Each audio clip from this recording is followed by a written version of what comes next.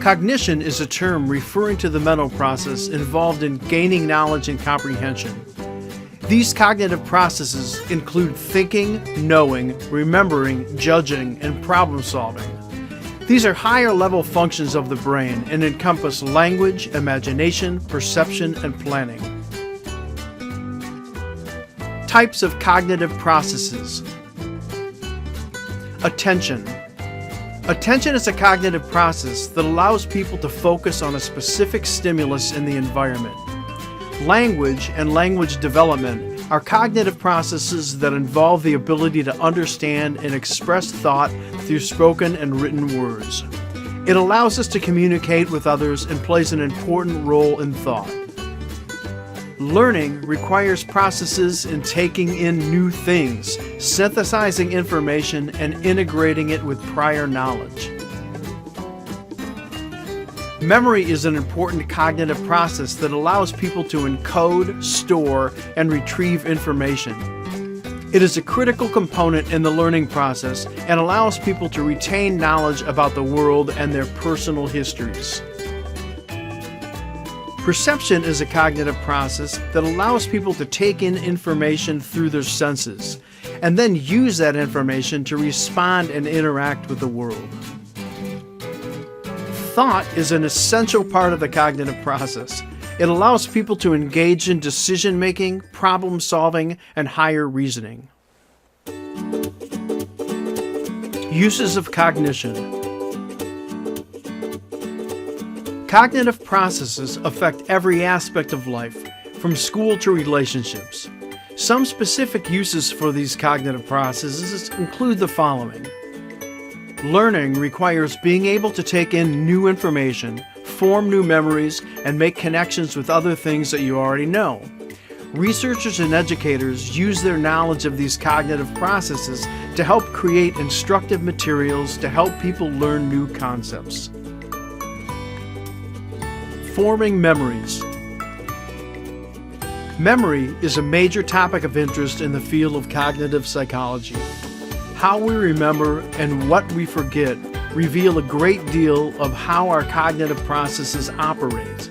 While people often think of memory of being much like a video camera, carefully recording and cataloging life's events and storing them away for later recall, research has found that memory is much more complex. Making decisions. When people make any type of decision, it involves making judgments about things that they have processed. It might be comparing new information to prior information, integrating new information into existing ideas, or even replacing old knowledge with new knowledge before making a choice.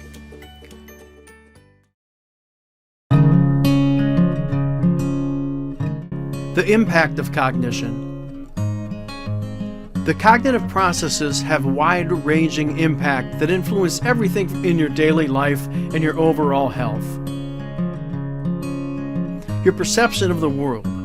As you take in sensations from the world around you, the information you see, hear, taste, touch, and smell must first be transformed into signals that your brain can understand.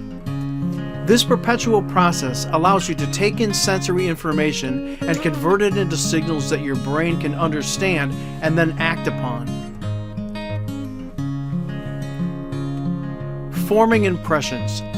The world is full of an endless amount of sensory experiences.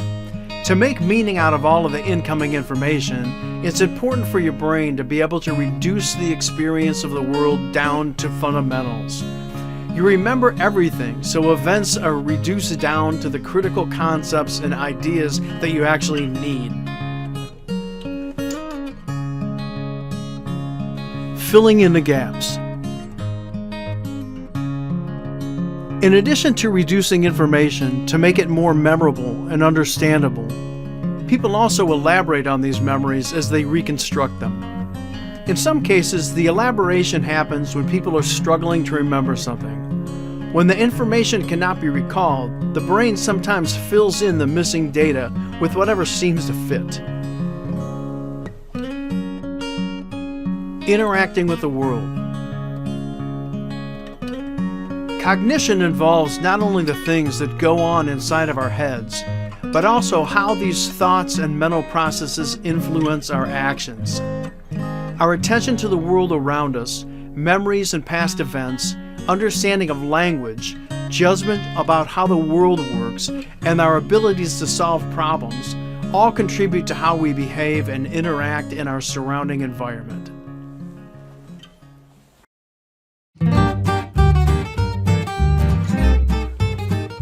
Tips for improving your cognition. Cognitive processes are influenced by a range of factors, including genetics and experience. While you cannot change your genetics, there are things you can do to protect and maximize your cognitive abilities. Stay healthy. Lifestyle factors such as eating healthy and getting regular exercise can have an effect on your cognitive functioning. Think critically. Question your assumptions and ask questions about your thoughts, beliefs, and conclusions. Stay curious and keep learning. One great way to flex your cognitive abilities is to keep challenging yourself to learn more about the world. Stop multitasking. While it might seem like doing several things at once would help you get things done faster, research has shown it actually decreases your productivity and work quality.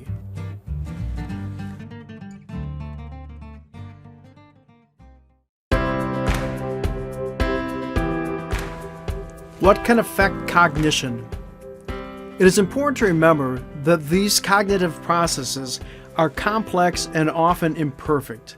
Some of the possible pitfalls that can affect cognition include problems with attention.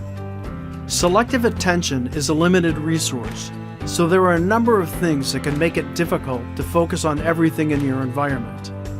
Attention blink, for example, happens when you are so focused on one thing that you completely miss something else happening right in front of you.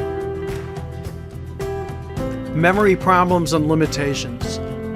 Short-term memory is surprisingly brief, typically lasting just 20 to 30 seconds. Long-term memory can be surprisingly stable and enduring, on the other hand, with memories lasting years or even decades. Memory can also be surprisingly fragile and fallible. Sometimes we forget, and other times we're subject to misinformation effects that can even lead to the formation of false memories. Cognitive biases.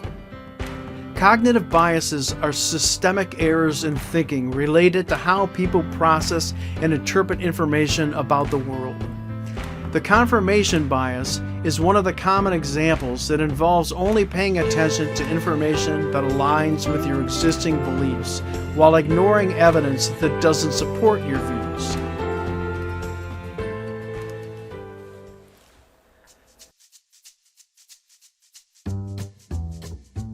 History and the study of cognition.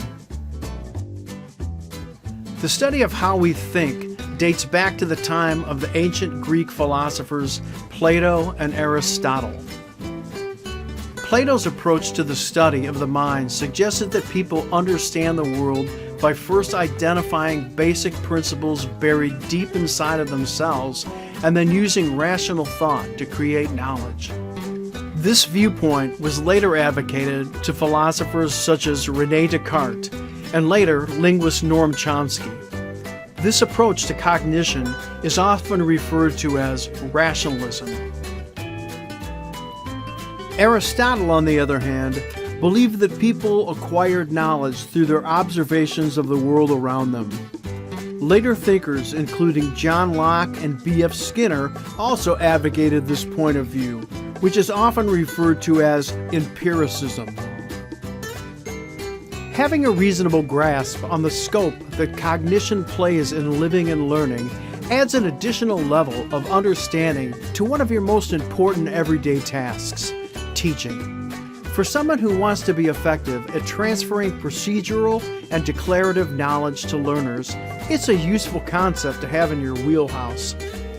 I hope you've enjoyed this presentation.